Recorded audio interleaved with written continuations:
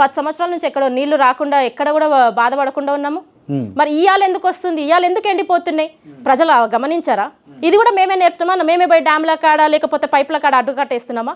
తెలుసు కదా, ప్రజలు అబ్జర్వ్ చేస్తున్నారు కదా, వాళ్ళకి తెలుసు కదా నీళ్ళు ఎక్కడ ఆగుతున్నాయి, ఎందుకు ఆపుతుర్రు వాళ్ళకి తెలుసు.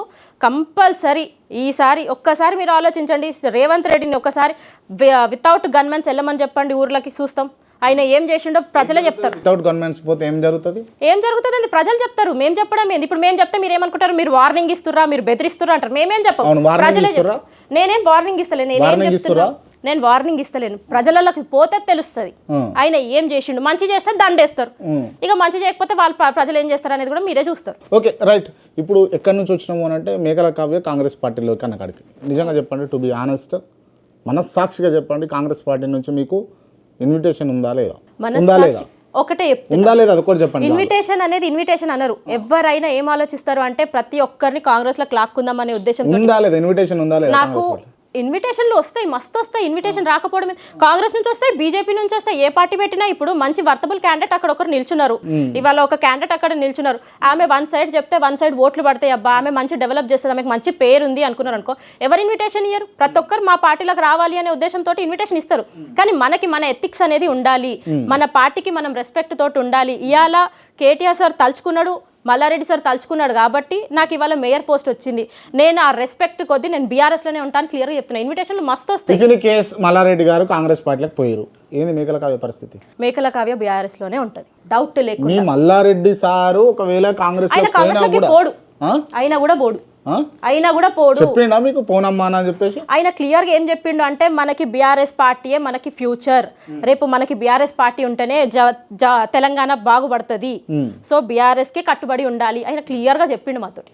ఆయన పోడే ప్రసక్తే లేదు. క్లియర్ అది క్లియర్. ఒకవేళ పోతే అదృష్టం బాగాలేదు పోయింది అనుకోండి, నేను బీఆర్ఎస్ లోనే ఉంటా అంతే. క్లియర్ అయ్యా? క్లియర్.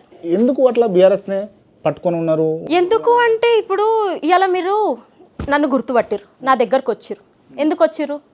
ఇవాళ అక్కడ ఒక ఆమె కావ్య అని ఉంది, ఆమెను ఇంటర్వ్యూ చేద్దాము అనే ఉద్దేశంతో మీరు ఇవాళ వచ్చిర్రు. ఎందుకు వచ్చిర్రు? ఏదైతే పోస్ట్ నేను కూర్చున్నాను, ఏదైతే పోస్ట్లో నేను చేసిన, ఇవాళ నాకు ఆ పోస్ట్ ఇచ్చింది కేటీఆర్ సార్. సో ఆయన పోస్ట్ ఇచ్చిండు, ఇవాళ నన్ను 10 మంది గుర్తుపడుతున్నారు.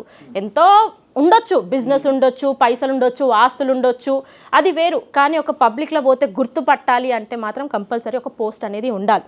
ఆ పోస్ట్ ఇచ్చింది కూడా కేటీఆర్ సార్. ఇవాళ తెలంగాణలో ఇన్ని లోకల్ బాడీస్ చేయడం, దాదాపు 13 లోకల్ బాడీస్ చేయడం, దానికి కార్పొరేషన్స్ అయ్యి మేయర్లు చేయడం, అదొక డిఫరెంట్ ఐడియా. ఎట్లా అంటే ఒక్క దగ్గరనే వేసి అన్ని ఒక్క దగ్గర చేయకుండా చిన్న చిన్నగా చేస్తే నీట్గా చేసుకుంటారు, నీట్ డెవలప్మెంట్ చేసుకుంటారు అనే ఉద్దేశంతో ఇలా కార్పొరేషన్లు చేసి అందులో నా పైన నమ్మకంతో 25 సంవత్సరాలకే నన్ను మేయర్ని చేశారు కేటీఆర్ సార్. సో ఆయనకి కంపల్సరీ రుణపడి ఉంటా. అందుకే బీఆర్ఎస్ పార్టీలో కంపల్సరీ ఈ పార్టీ మారే ప్రసక్తే లేదు. ఓకే, అంటే మీరు ఇవాళ ఈ స్థానంలో ఉన్నారు, రికగ్నైజ్ చేయబడుతున్నారు అంటే దానికి కారణం కేటీఆర్ఏ. అవును, 100%. అండ్ ఇంకోటి ఏంటంటే అంటే మీకు పొలిటికల్గా గైడెన్స్ కూడా కేటీఆర్ ఇస్తాడు అని చెప్పేసి నేను విన్నా, నిజమేనా? నిజంగా పొలిటికల్లో గైడెన్స్ నాకు ఇద్దరు ఇస్తారు.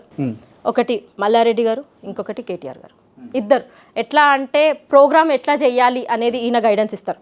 ఎందుకంటే మనకి కంపల్సరీ పెద్దవాళ్ళ ఎక్స్పీరియన్స్ ఉంటే బాగుంటుంది. ఈయన గైడెన్స్ ఇస్తారు.